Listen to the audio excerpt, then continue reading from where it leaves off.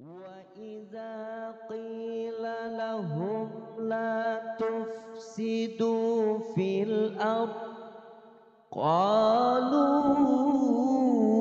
innama nahnu muslihun. Wa idza, ini masih kita bahas tentang tipikal orang-orang munafik yang sudah dijelaskan pada perjumpaan sebelumnya. Sudah kita ketahui bahwasanya orang munafik di dalam hadis Rasul ada 3 tanda yang sudah kita jelaskan pada pertemuan sebelumnya. Namun lebih dari itu, karakter mereka sudah diurai di ayat 8, 9 itu sudah, dan 9 ya, 8 dan 9 ya. Iya betul, 6, 8, 9 kemarin. Artinya bahwasanya 10 ya, 8, 9, 10 ya. Disebabkan di hati mereka, disampaikan kemarin, adalah ada penyakit ya. Karena penyakit hati merupakan penyakit yang memang secara psikis, dan Allah akan terus tambah penyakitnya dengan adanya kebencian, ketidaksukaan dan lain sebagainya. Dan pada ayat 11 ini juga tanda daripada orang munafik. Wa idza qila lahum, dan apabila dikatakan kepada mereka, la tufsidu fil ard, jangan kalian membuat kerusakan di muka bumi. Jadi salah satu pengaruh dari sifat kemunafikan seseorang cenderung membuat kerusakan di alam, Bu. Kerusakan di sini baik yang bersifat merusak alam secara langsung ataupun merusak tatanan kehidupan di alam raya ini, dengan cara mereka menebar kebencian, gemar memutus tali silaturahim. Itu kerusakan, menghasut satu dengan yang lainnya, akhirnya pecah umat. Itu pun salah satunya kerusakan. Mendoktrin generasi muda kita, para pemuda, anak-anak kita untuk supaya tidak taat sama orang tua, banyak, Bu. Dan biasanya apalagi zaman sekarang, akses arus globalisasi, salah satu dengan teknologi, sangat mudah bagi mereka memerangi atau menanamkan nilai-nilai kemunafikan kepada generasi kita gitu. Barangkali secara terang-terangan mereka berpikir 1000 kali gitu. Tapi dengan cara menyajikan tayangan-tayangan, menyajikan mungkin ceramah-ceramah yang unsurnya gitu merusak daripada generasi kita, menanamkan pemahaman-pemahaman yang tidak sesuai dengan syariat Islam, itu juga merupakan bentuk daripada kerusakan gitu. Nah, definisi kerusakan itu sendiri adalah bahwa tidak hanya kerusakan itu upayanya adalah dengan menebar kebohongan, penipuan, kecurangan. Itu juga merupakan sifat atau perbuatan yang mengarah kepada kerusakan gitu. Tetapi yang lain, contohnya misalnya kepicikan pandangan dan pengakuan yang bukan pada tempatnya gitu. Jadi kepicikan pandangan dalam pengertian pandangan yang sempit yang dia miliki, kemudian dia belokkan, itu kepicikan dalam berpandangan. Yang harusnya ke A dia belok ke B, itu sama bikin kerusakan gitu. Memahami ayat, memahami hadis mungkin bagi mereka hanya sebatas tekstual, tidak konseptual. Kalau tekstual, apa yang dia baca ya dia terima gitu. Tapi yang baik adalah ketika dia membaca, dia pelajari satu, struktur bahasanya seperti apa. Kedua, kalau ayat Al-Quran berarti ada asbabun nuzulnya, bagaimana? Yang ketiga, kalau itu hadis ada asbabul wurudnya. Jadi tidak hanya terbatas hanya memahami tekstual. Nah sekarang ini banyak penyajian-penyajian memberikan pemahaman gitu kepada umat Islam atau kita lah gitu ya, itu memahaminya hanya sebatas tekstual gitu. Sehingga memiliki pandangan yang sempit, memunculkan kepicikan dalam berpandangan gitu. Ini banyak sekali Bu, banyak sekali. Dan apalagi sampai dampaknya mengkafir-kafirkan saudaranya sesama muslim, membid'ah-bid'ahkan saudaranya sesama muslim, karena dia membaca hanya sebatas tekstual yang akhirnya pengetahuannya sempit, menimbulkan pandangan yang picik gitu. Hati-hati, kita harus kenali gitu ya. Kemudian oleh Allah dikatakan demikian di antara dan apabila dikatakan kepada mereka, hendaklah jangan buat kerusakan di muka bumi, apa jawab mereka? Qalu, mereka menjawab, innama, sesungguhnya kami, nahnu muslihun, kami ini membuat perbaikan justru, katanya. Oleh Allah, jangan kau buat kerusakan, dia menjawab kami buat perbaikan. Ucapannya demikian. Artinya mereka ketika sudah nampak perbuatannya mengarah kepada kerusakan, tapi mereka nggak menyadari itu berdampak ke sana, atau memang ada unsur sengaja Ibu untuk membuat kerusakan gitu. Sehingga Allah tegur, tapi kata mereka kami mengadakan perbaikan. Pengerusakan di bumi di sini adalah aktivitas yang mengakibatkan sesuatu yang memenuhi nilai-nilai atau berfungsi dengan baik serta bermanfaat menjadi kehilangan sebagian atau seluruhnya nilai sehingga tidak ada atau berkurang fungsi dan manfaatnya. Jadi pengerusakan secara definisi adalah, saya ulangi, aktivitas yang mengakibatkan sesuatu yang memenuhi nilai-nilainya atau berfungsi dengan baik, itu awal dari sebuah perbaikan. Perbaikan itu adalah kebalikannya, maksudnya pengerusakan di bumi adalah aktivitas yang mengakibatkan sesuatu yang memenuhi nilai-nilainya atau berfungsi dengan baik serta bermanfaat menjadi kehilangan sebagian atau seluruh nilainya sehingga tidak atau berkurang fungsi dan manfaatnya. Kita Ibu, dalam konteks bahasa ini ada kalimat muslihun, artinya seorang muslih. Seorang muslih itu mengembalikan esensi alam dengan semestinya. Yang di saat itu rusak diminta untuk mengembalikan, minimal berjalan dengan sesuai apa adanya, tidak berkurang dan tidak lebih. Seorang muslim dituntut paling tidak menjadi soleh. Jadi muslih itu asal katanya soleh, solaha gitu, solaha yuslihu. Jadi istilahnya langsung menjadi identik kepada perilaku soleh. Kemudian orang yang memiliki perilaku soleh memelihara nilai-nilai sesuatu sehingga kondisinya tetap dan tidak berubah sebagaimana adanya. Contoh, orang yang membuat kerusakan, maaf, dengan kepentingan hutan misalnya dibakar, nah itu kan buat kerusakan Bu. Sebagai seorang yang muslih, paling tidak mengembalikan kondisi itu sebagaimana mestinya, atau paling minimal adalah membiarkan itu berjalan dengan apa adanya tanpa membuat kerusakan. Dalam implementasi kehidupan kita adalah hadirnya kita. Kalau memang sekiranya kita tidak melihat satu kondisi yang memang baik-baik saja, jangan coba untuk merusaknya. Gitu. Ketika kondisi rusak, perbaiki. Itu yang baik ya.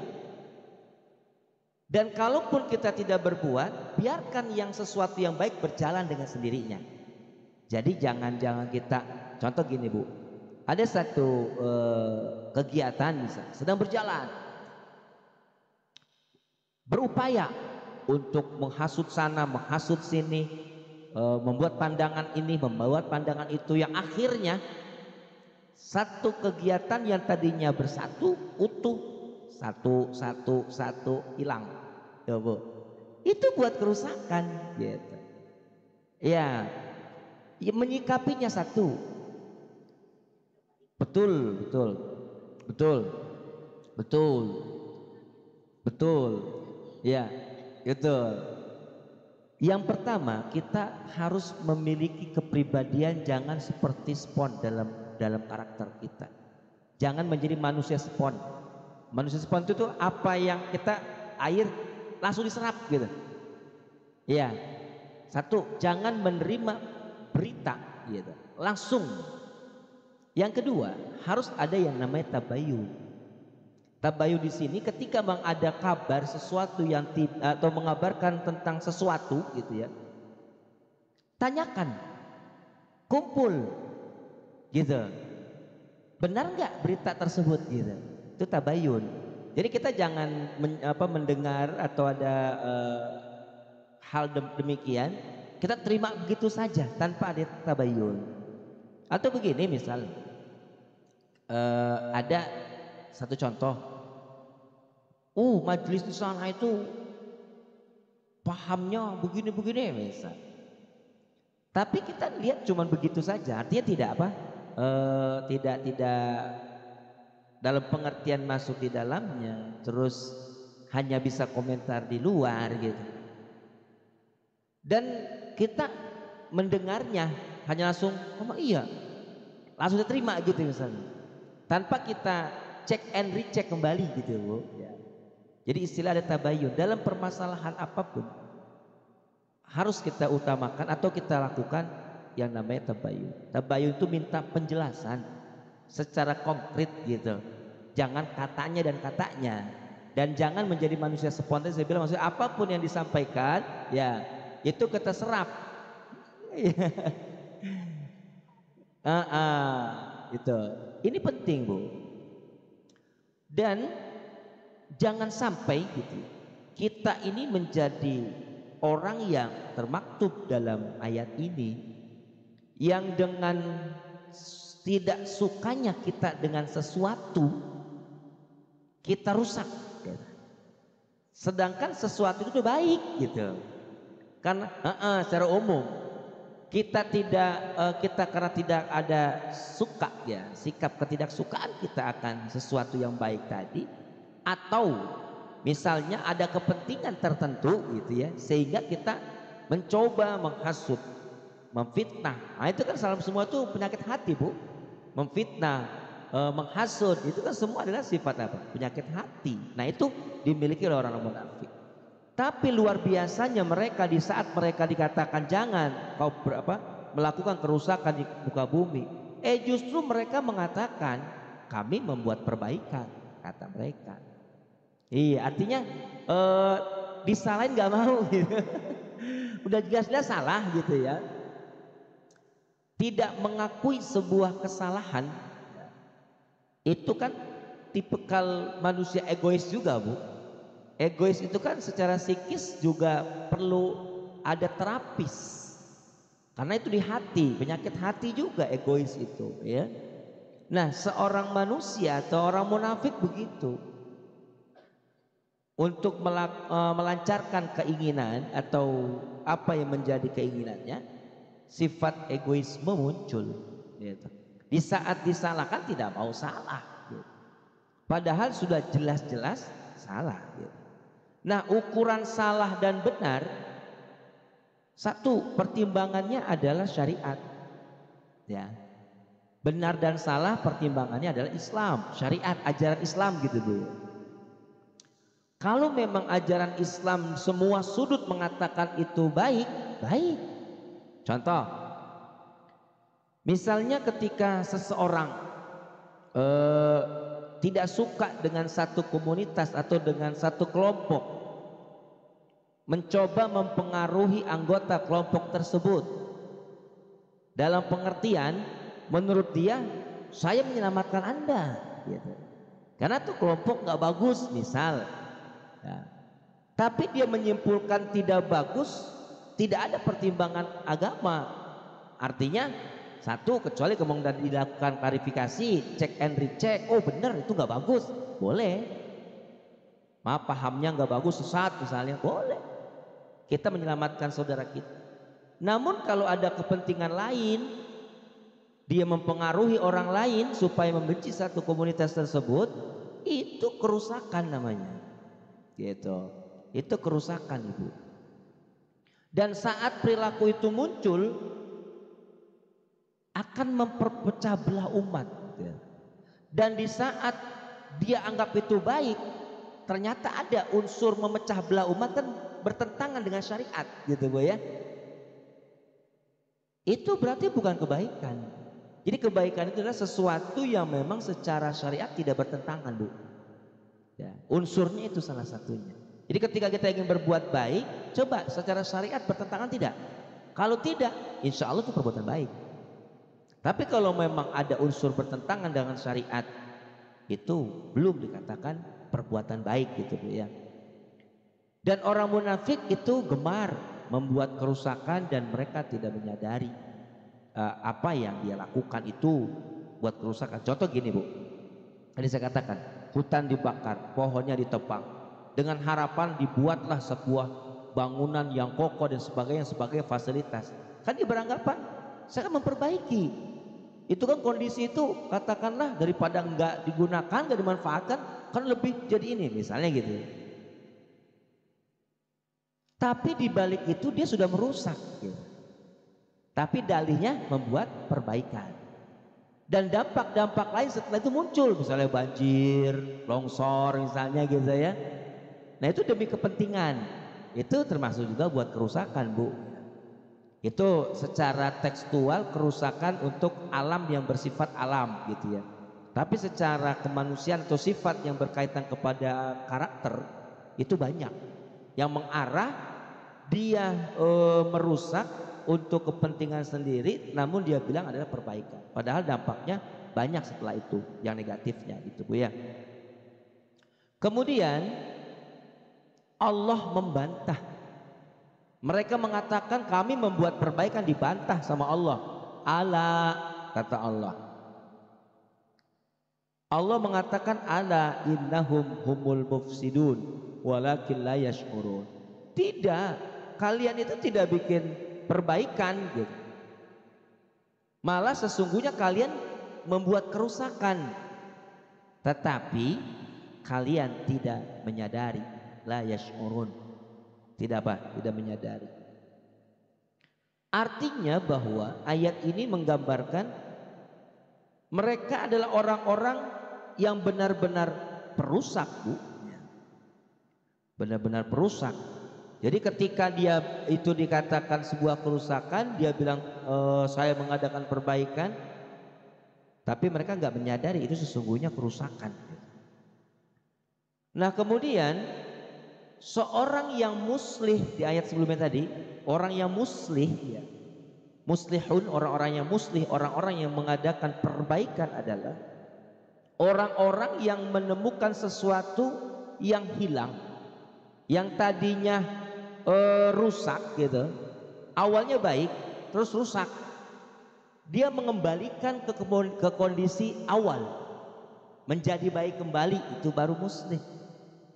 Menjadi seorang muslih itu berat Bu. Kondisi yang sudah porak-poranda, awalnya baik, porak-poranda, kemudian dikembalikan ke keadaan yang baik tadi, sulit ya. Merusak mah gampang, mengembalikan menjadi baik lagi sulit. Setidaknya ya anggapnya gini, kaca yang sudah pecah mau dilem tetap aja nampak itu pecahnya gitu. Jadi seorang muslih itu berat ya. Jadi orang yang rusak gampang ya, banyak rusak alam ya, termasuk rusak rumah tangga juga sama Bu, itu juga buatan perusak ya. Sama. Apa namanya sekarang, zaman sekarang apa tuh, apa pelakor apa itu pun merusak, maksud definisi merusak secara umum gitu ya. Karena kondisi yang tadinya baik-baik saja, hadirnya dia jadi runtuh, nah itu kan perusak. Dan mengembalikan lagi ya sesuatu yang proses ya. Kemudian oleh Allah mengatakan bahwa mereka itu sesungguhnya perusak, tapi mereka tidak apa? Tidak menyadari, Ibu. Masya Allah. Ini sebuah tindakan di mana menunjukkan bahwa mereka itu betul-betul seorang yang merusak gitu ya. Kemudian ketika kita di contoh Bu nih, ada satu contoh ini. Perbedaan si A, nah ini satu contoh dalam tafsir Al-Misbah disampaikan ini. Perbedaan antara si A penyanyi dan si A menyanyi. Mengerusakkan yang mereka lakukan itu tercermin antara lain adalah terhadap diri mereka yang enggan berobat sehingga semakin parah penyakit. Maksudnya bukannya penyanyi Bu, penyakit ya. Yang tambah parah yang mereka derita. Selanjutnya pengerusakan kepada keluarga dan anak mereka karena keburukan tersebut mereka tularkan. Jadi gini secara umum, ketika kondisi kita sehat kan baik Bu, baik, tiba-tiba sakit, ini satu gambaran sakit. Ketika kita sakit, apalagi ya yang gampangnya flu lah atau sakit mata lah, terus nggak kita perbaiki, nggak kita obatin, apa yang terjadi? Anak istri akan tertular penyakit mata khususnya yang umum deh Bu ya. Biasanya kalau flu juga sama mungkin. Satu contoh seperti itu. Kita penyakit kena sakit mata, kemudian awalnya tidak sakit, terus kemudian sakit, dan penyakit ini nggak diperbaiki Bu, nggak diobatin, maksudnya dia akan tertular. Dan kita sebagai orang yang membawa penyakit itu pengrusak Bu, gitu. Iya, gitu ya. Itu satu contoh Bu ya. Artinya ketika kita kondisi seperti itu segera obati. Ketika itu rusak, ketika itu penyakit segera obati agar tidak berdampak kepada yang lain, gitu. Dan memang ketika dia menyadari orang tertular atau tertular oleh penyakit mata dari dia, kalau dia menyadari segera dia memperbaiki. Tapi kalau dia nggak nyadari, misalnya, lah penyakit mata kan bukan saya doang, misalnya gitu ya. Nah itulah dia, itu kan, itu karakteristik orang munafik itu Bu. Jadi dia dibilang jangan kau buat kerusakan dengan penyakitmu, kau jangan menebar, memindahkan penyakitmu kepada orang-orang gitu ya. Dia selalu menjawab, lah emang saya doang yang punya penyakit gitu. Itu Bu, orang-orang munafik karakternya seperti itu. Kemudian wa idza qila lahum, dan apabila dikatakan kepada mereka aminu, berimanlah kalian, kata Allah, kama amanan nas, sebagaimana manusia lain pun beriman. Jadi kalian itu harus beriman sama dengan orang-orang lain juga beriman. Apa jawab mereka? Qalu, mereka menjawab, anu'minu kama amanas sufaha, akankah saya beriman sama dengan manusia-manusia lain beriman? Itu orang-orang bodoh. Jadi dia beranggap orang yang beriman itu orang bodoh. Jadi gini, ayolah ngaji biar nambah wawasan. Masa saya harus ngaji? Orang ngaji itu orang-orang bodoh. Misalnya saya kan gak bodoh tuh Bu, orang munafik gitu, egoisnya muncul. Emang pasti dipelajarin tahsin baca Quran, oh gue udah bisa gitu Bu, benar nggak Bu? Kan ada muncul seperti itu. Berarti yang nggak ngaji soal itu bukan orang maksudnya orang belum bisa ngaji gitu. Gue mau udah bisa, ngapain ngaji misalnya. Terus kalau kembali tadi pengertian sebuah kebaikan, apa itu sebuah kebaikan Bu? Tidak Bu, dia beranggapan sudah lebih baik dari orang yang lain gitu ya. Beranggapan gitu maksudnya, beranggapan sendiri Bu ya. Ngaku sendiri. Karena gini Bu, orang itu mengaku dan diakui jauh beda. Mengaku murah, tapi diakui mahal.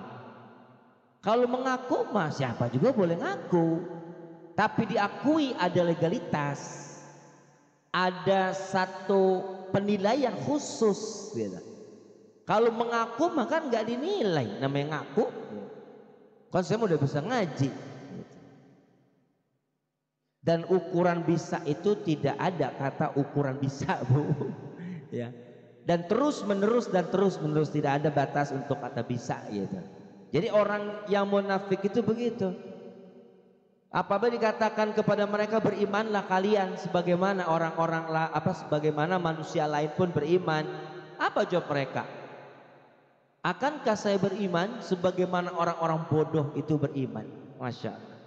Jadi menganggap orang-orang beriman di saat itu adalah orang bodoh menurutnya. Masa menyembah Tuhan yang gak kelihatan kan bodoh katanya. Lebih bodoh kelihatan gak berbuat apa-apa kan gitu, Bu. Ya artinya Tuhannya agama lain gitu ya. Orang-orang Yahudi saat itu kan kelihatan Tuhannya berhala, tapi gak bisa berbuat apa-apa. Lebih bodoh mana gitu logikanya. Dia beranggapan sebuah keimanan yang kita yakini itu sebuah kebodohan, Ibu, menurut dia gitu ya. Ayat ini pun menjelaskan tentang keburukan mereka apabila dikatakan kepada mereka berimanlah dengan iman yang benar dan mantap, yakni sesuai kata lidah dengan kata hati. Jadi iman yang mantap itu adalah kesesuaian antara lidah, hati dan perbuatan, Bu. Iman sesungguhnya itu keterkaitan antara hati, lidah dan perbuatan. Hati memang meyakini seutuhnya tentang sebuah keimanan kepada Allah dan termaktub dalam rukun iman. Lisan memperkuat saya beriman kepada Allah, juga diwujudkan dengan perbuatan gitu. Jadi belum dikatakan beriman antara hati, lidah dan perbuatan ada kesinkronan, belum gitu. Tapi mereka itu mengatakan sebagaimana keimanan manusia yang sempurna kemanusiaannya sehingga menyadari dirinya sebagai hamba Allah. Jadi iman yang sempurna adalah kita, tadi saya bilang, diakui oleh Allah sebagai hamba, bukan kita mengaku, Bu. Kalau mengaku saya bilang murah. Contoh, kalau mengaku murah diakui mahal. Kalau kita ngaku boleh saja ngaku, oh saya hamba Allah, ya ngaku boleh, Bu. Tapi pertanyaannya apakah Allah mengakui kita sebagai hamba? Itu pertanyaannya. Tapi kalau Allah sudah mengakui kita sebagai hamba, diakui oleh Allah, itulah yang sempurna imannya gitu. Nah, keimanan yang sempurna setidaknya tadi antara ucapan hati dan perbuatan itu seiring seirama. Kadang orang munafik itu hanya di mulut. Kemarin sempat disampaikan di ayat 8-nya. Mereka mengatakan beriman kepada Allah, beriman sama hari akhir di mulut, tapi tidak sesungguhnya mereka nggak beriman. Oh saya mah udah bisa ngaji, di mulutnya gitu, udah bisa ngaku ya. Pas ketika baca banyak yang apa keliru gitu, karena egoisnya, gengsinya dan sebagainya. Oh saya mah sudah paham ilmu agama gitu, ngapain saya ngaji misalnya. Tidak boleh demikian gitu. Jadi intinya bahwa karakteristik orang munafik di ayat 11 dan 12, 13 ini ya, karakter mereka itu menolak kebenaran, intinya gitu ya. Sesuatu yang dianggap benar sesuai dengan syariat ditolak dengan dalih-dalih menurutnya gitu, dengan menunjukkan keegoisannya, ingin menunjukkan ketinggian hatinya. Itulah orang-orang yang munafik. Dan lagi-lagi Allah nyatakan ala innahum humus sufaha walakin la ya'lamun.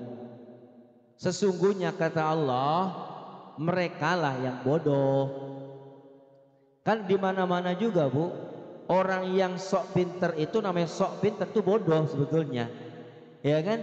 Kalau orang pinter dia nggak pernah ngaku pinter gitu, kan gitu biasanya Bu ya. Karena mengaku, tadi saya bilang, lagi ini saya katakan, mengaku dan diakui itu jauh bedanya Bu.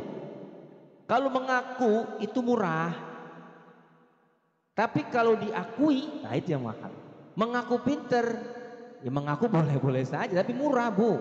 Tapi kalau diakui, nah, mengakui punya ilmu, diakui punya ilmu, itu beda, tingkatannya beda. Jadi kita nggak perlu mengaku, yang penting diakui, gitu, gitu ya. Ya. Artinya apa ya? Apa itu? Ya, kalau kita di dalam belajar kayak gini aja Bu, contoh. Oh saya ini muridnya si Anu, ngaku Ibu ya. Saya muridnya secara langsung sama-sama Kiai A misalnya, ngaku misalnya. Kiai kenamaan misalnya kayak almarhum Mbah Mun misalnya, ngaku. Tapi diakui tidak, kan prosesnya panjang. Anda ngajak belajar tahun kapan, siapa temannya, ditanya temannya si Anu, bener nggak si Anu ini, kan itu mengakui ya Bu ya, diakui maksudnya ya. Nah itu. Jadi intinya orang yang munafik dia ini selalu secara tidak langsung pandai bersilat lidah. Ya. Lidahnya itu lincah. Lincah Bu. Untuk kadang-kadang kalau ya kasarnya disalahin tahu aja ngelesnya gitu. Orang lain suruh beriman, dia bilang masa saya beriman, orang-orang sama seperti orang bodoh beriman gitu kan. Jadi istilahnya ada aja jawabannya gitu. Dan menghadapi orang semacam itu, di pertemuan sebelumnya sampaikan bahwa yang penting kita ketahui aja Bu, dari hadis Nabi sederhananya yang tanda munafik 3 itu ya yang lalu. Kalau ada tanda-tanda demikian, setidaknya sikap yang harus kita ambil adalah setidaknya kita mengurangi pergaulan dengan orang demikian gitu. Terus ketika memang ada unsur dia menunjukkan sesuatu yang lebih baik daripada orang lain gitu, keegoan dia muncul, wah dia ngaji begitu, saya lebih hebat dari dia, nah itu jauhin tuh. Karena orang-orang yang suka mengaku gitu, itu salah satu daripada karakter orang munafik. Artinya tabiat atau karakter-karakter demikian kalau kita sering dekat akan tertular Bu. Tuh.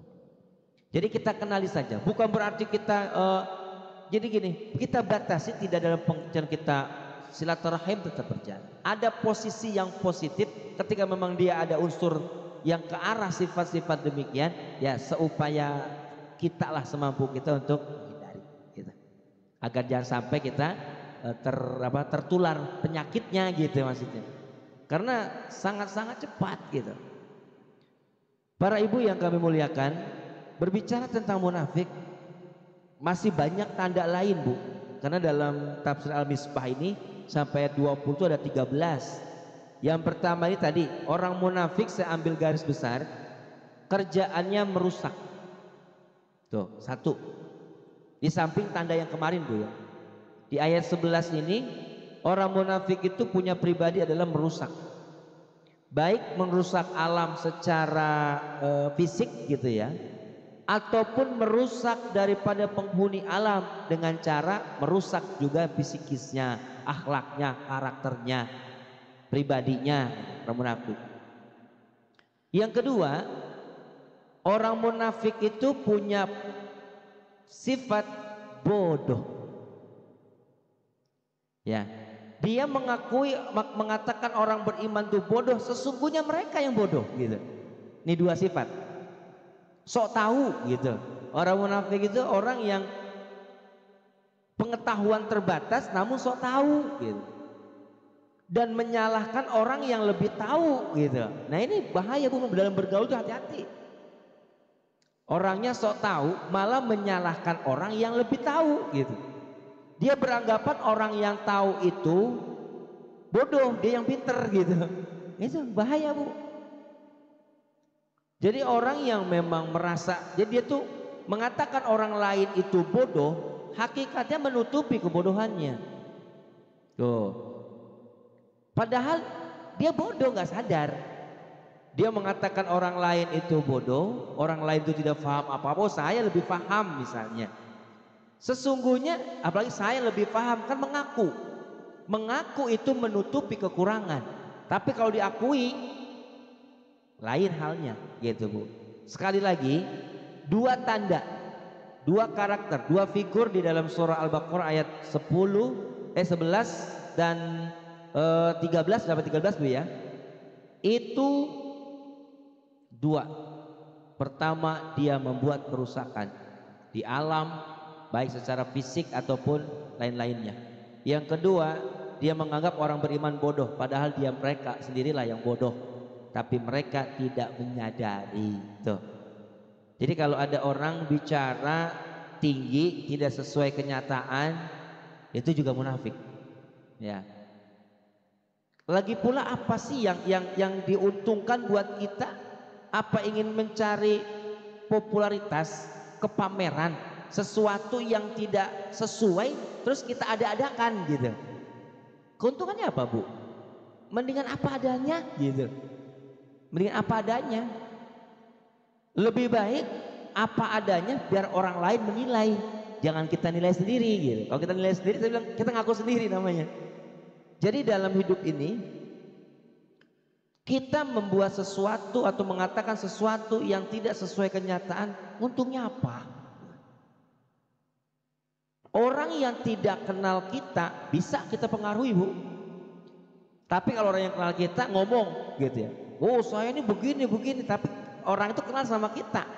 Kasarnya, dalemannya kita kenal lah gitu ya, tahu. Nggak pantas. Mungkin kalau dia ngomong sama orang yang nggak kenal, dia membanggakan dirinya, menunjukkan kehebatannya, mungkin percaya. Tapi kalau ngomong sama orang yang ya kenal, justru ibaratnya apa ya, kayak menepuk air di dulang gitu, Bu, kecipratan sendiri gitu.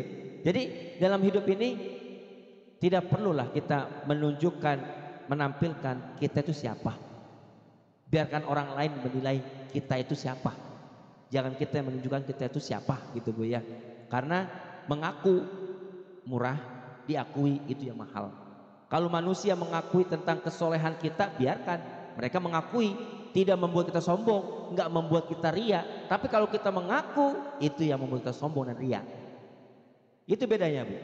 Ria itu ketika seseorang mengakui, kita nggak minta, ya kan?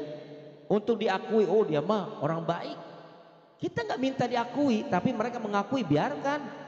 Tapi kalau kita ngaku, oh saya orang baik, itu kesombongan, keriaan gitu ya. Bukan keriaan hajatan. Maka dulu bahasa dulu tuh orang dulu kan walimah gitu ya, mau pernikahan, mau khitan kan ada namanya acara. Kalau kita sekarang kan hajatan biar. Dulu kan keriaan. Di kampung itu kenalnya keriaan. Keriaan tuh asal katanya ria sebetulnya. Awalan ke dan akhiran an. Jadi keriaan awalnya ria, ingin dipuji. Jadi dia megah acara sebagainya biar dia bilang hebat gitu ya. Ya tapi tidak boleh juga kita ambil kesimpulan semua orang yang mengadakan itu semuanya ria, tidak. Gitu. Jadi nggak boleh juga kita mengambil pukul rata. Masalah ria itu hati, penilaiannya dirinya dan Allah. Niatnya maksudnya yang tahu dia dan Allah. Kita nggak boleh pernah tahu. Jangan pernah, Bu, kita ikut campur masalah hati. Karena hati itu urusan si yang bersangkutan dengan Allah. Ada seseorang ibadah, gak ikhlas tuh dia ibadah. Ikhlas, emang dia tahu ukuran ikhlasnya seseorang. Urusan hati, Bu, nggak boleh kita ikut campur gitu ya. Kenapa? Karena keikhlasan itu hanya dirinya dan Allah yang tahu gitu. Contoh orang bisa beribadah, dia menyumbang dan sebagainya. Kita beranggap, dia tuh ria itu. Nggak boleh kita menilai seperti itu, Bu. Karena urusan niat hati seseorang, orang itu sendiri yang tahu dan Allah. Kita nggak boleh mencari-cari tahu, apalagi ada kepentingan tertentu gitu. Dia sombong gitu, sombong. Sombong itu kan urusan dia sama Allah, hatinya kita nggak pernah tahu. Jadi kita nggak boleh menilai seseorang ya yang berkaitan hati, Bu. Ingat, yang berkaitan hati, yang perkara yang bukan hak kita untuk tahu, maksud haknya Allah terus kita ingin tahu, itu nggak boleh.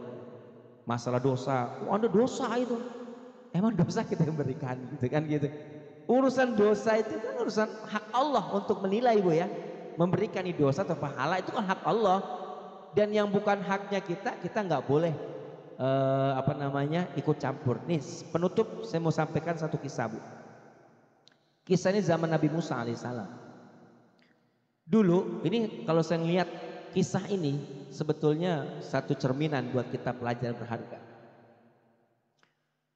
Pernah satu ketika Nabi Allah Musa alaihissalam itu berdoa kepada Allah, ya Rabb, kedudukanku kau tempatkan di tempat yang terbaik, yaitu surga Firdaus, surga yang ditempatkan oleh Allah untuk para nabi dan rasul.